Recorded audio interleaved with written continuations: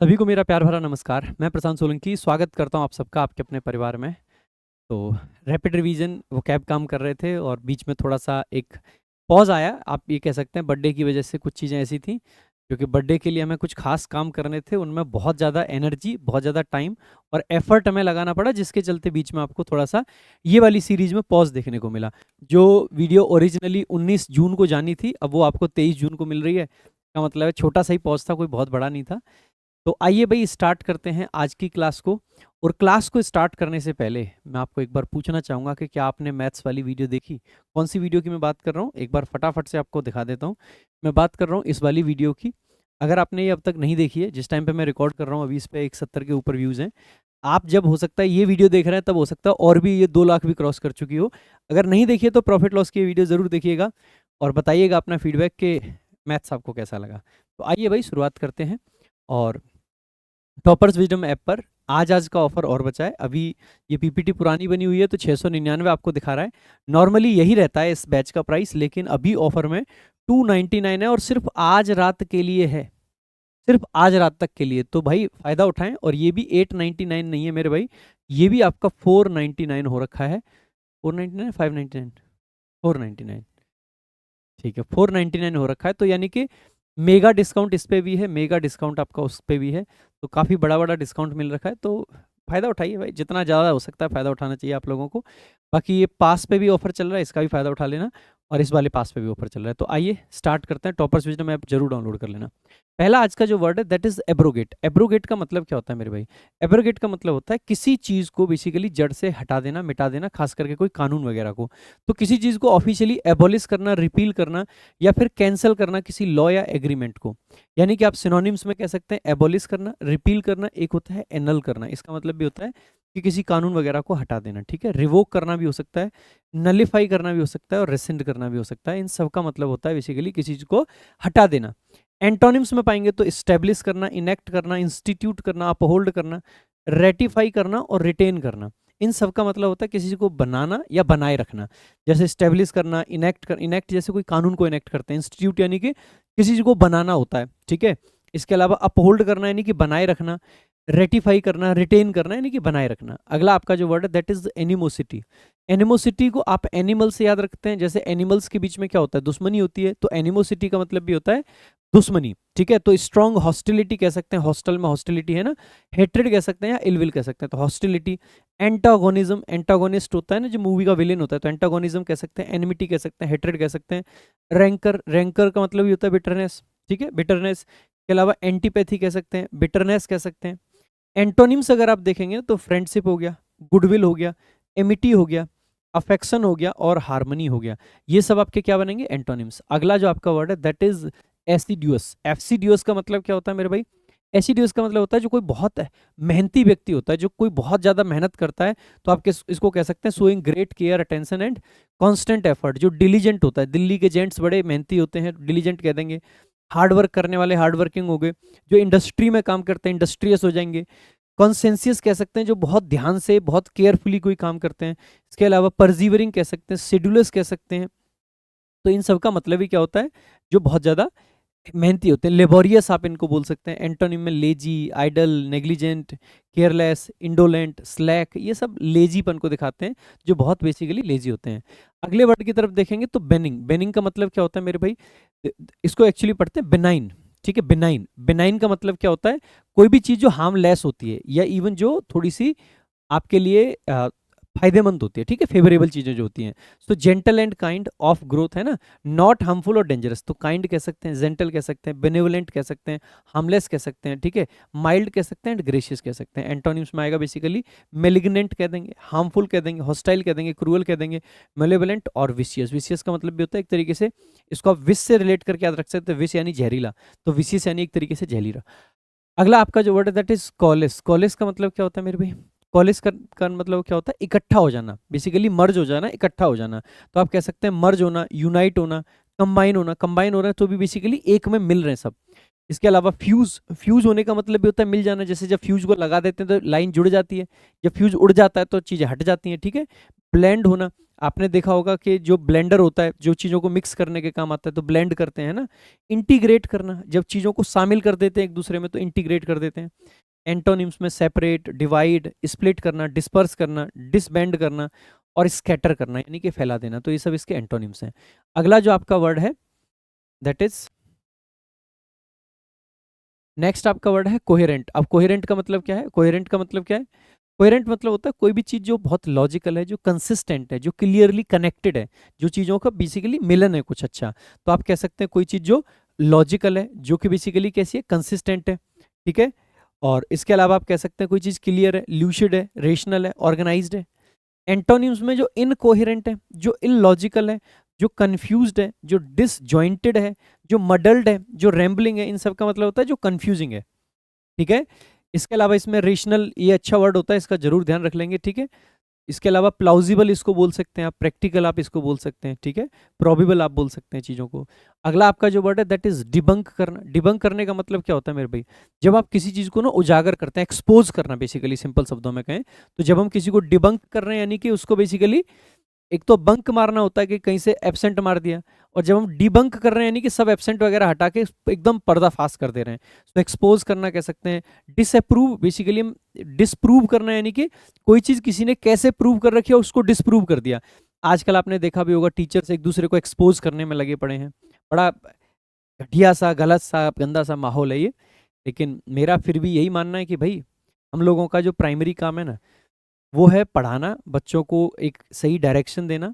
हमसे बच्चे बहुत सारी उम्मीदें भी रखते हैं कि ये सर हैं, ये सर पढ़ाते हैं, हम इनसे ये सीखते हैं, तो ये इस मुद्दे पे भी बोलें, ये उस मुद्दे पे भी बोलें। कहीं ना कहीं ये आप लोगों की जो एक्सपेक्टेशन है ना, ये टीचर्स को समटाइम्स फोर्स कर देती है कि वो उन मुद्दों पे भी बात करने लगते हैं जिन मुद्दों पे बात करना नहीं बनता है, जहाँ पे लॉ को अपना काम काम करना चाहिए। हालांकि एक मजबूरी भी है, क्योंकि आज ना कानून ढंग से काम करता है, ना चीज़ें ढंग से काम ही नहीं कर रही हैं, तो मजबूर हो जाते हैं टीचर लोग भी कि भाई बोलें।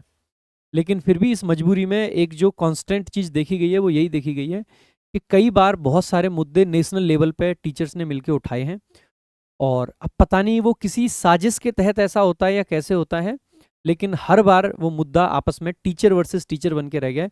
शुरुआत उसकी कई बार हुई है, और ये पहली बार ऐसा नहीं हो रहा है।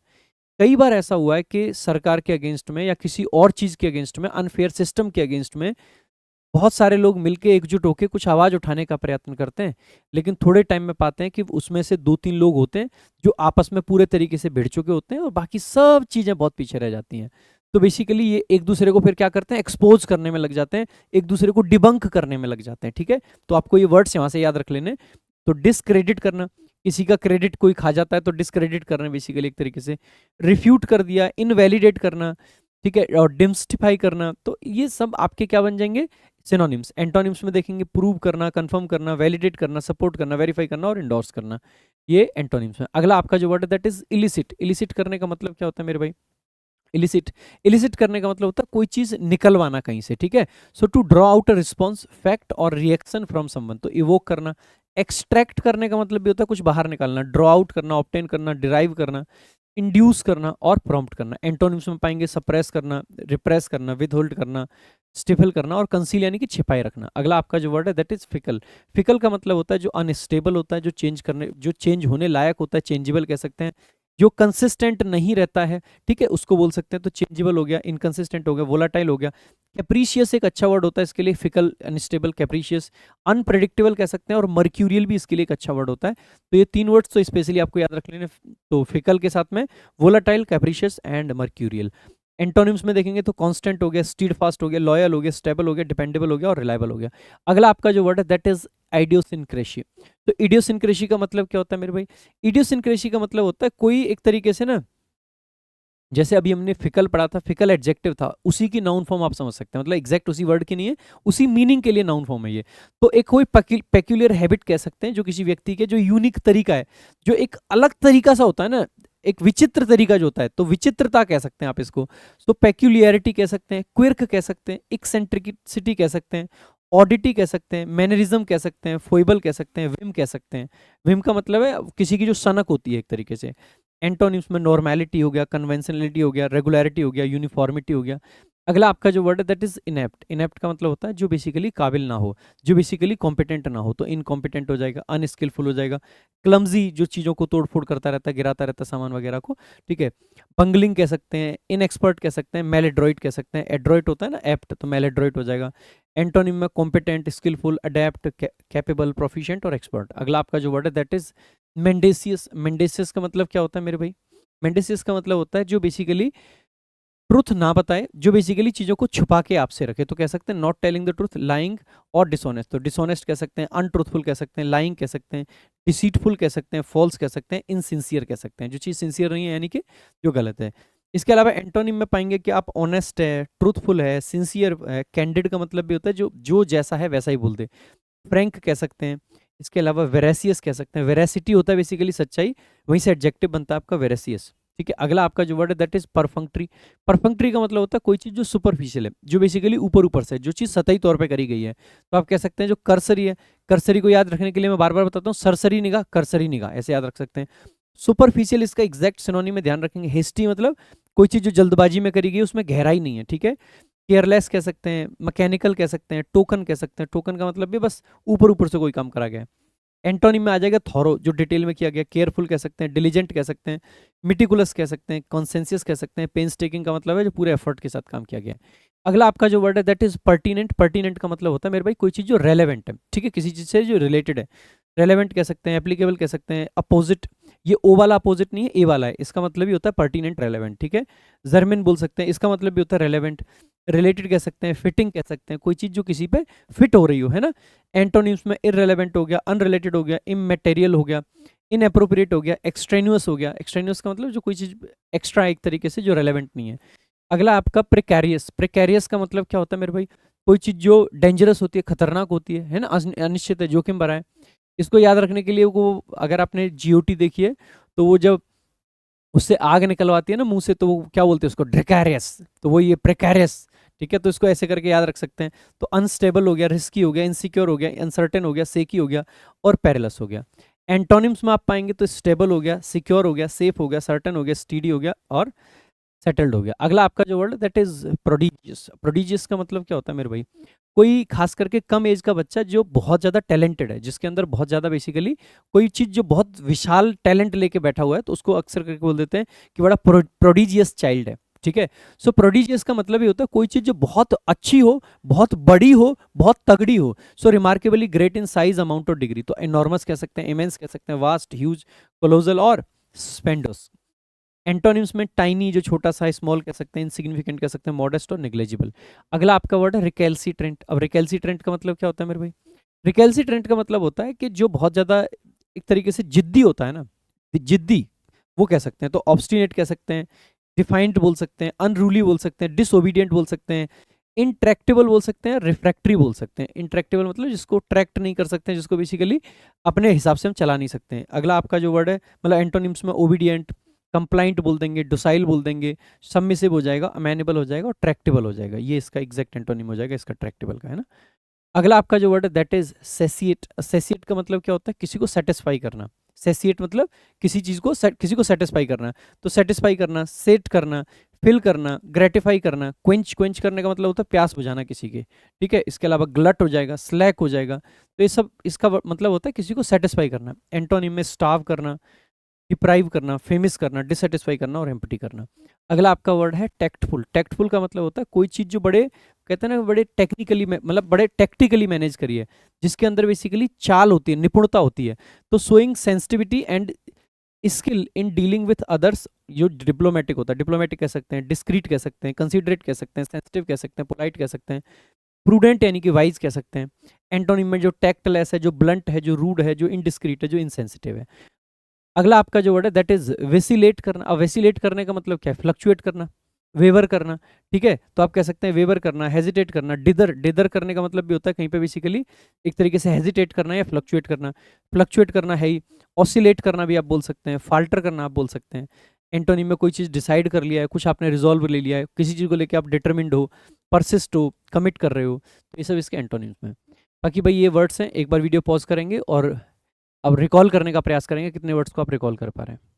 बाकी इतने वर्ड्स आज टोटल हमने कवर करें, 20 main words, 124 synonym, 111 antonyms, total 255 words आज की क्लास में थे। बाकी एक बार फिर याद दिला दूं कि भाई साहब ऑफर चल रहा है टॉपर्स विजडम के सभी बैचेस पे, जल्दी से जल्दी जाके ऑफर का फायदा उठा सकते हैं, क्योंकि offer once in a lifetime offer type आप मान सकते हैं, साल का एक बार तो एटलीस्ट मान सकते हैं।